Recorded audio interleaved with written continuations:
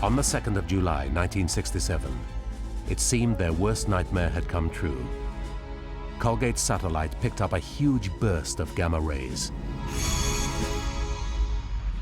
A nuclear bomb signal that you'd expect to see from a test in space of a nuclear weapon would be first a pulse, smaller pulse, and then followed by some time a much bigger pulse. And these two pulses are the primary and the secondary. But the telltale signal was not from any nuclear bomb.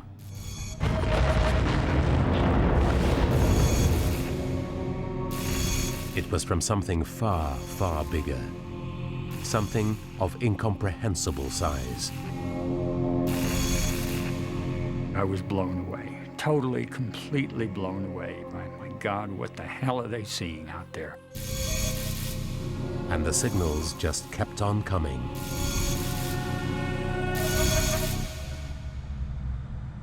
Something out there was causing huge explosions, blasting out deadly gamma rays.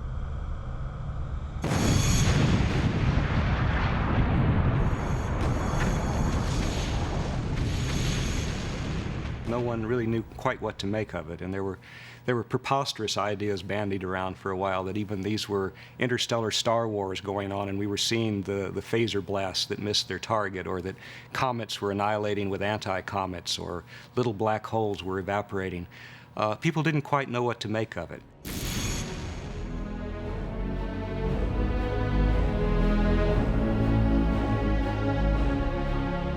The journey that would one day lead science back into the cosmic dark age had begun.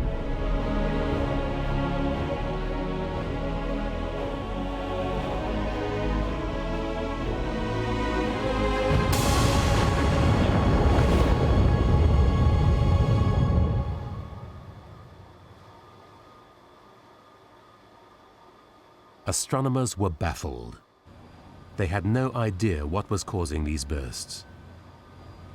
The most likely cause, they thought, was some kind of exploding star. But to be sure, they turned to no less an authority than Einstein, and to one of the most fundamental of all the laws of physics. E equals mc squared. This famous equation underpins many of our assumptions about how the universe works. It puts a limit on the size of any explosion. Nothing can explode with more energy than is contained in its mass.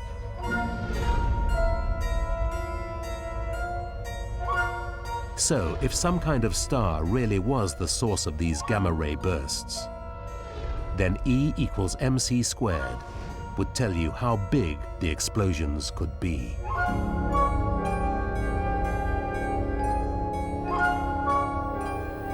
The amount of power you can get from a star is limited according to Einstein's famous formula E equals mc squared.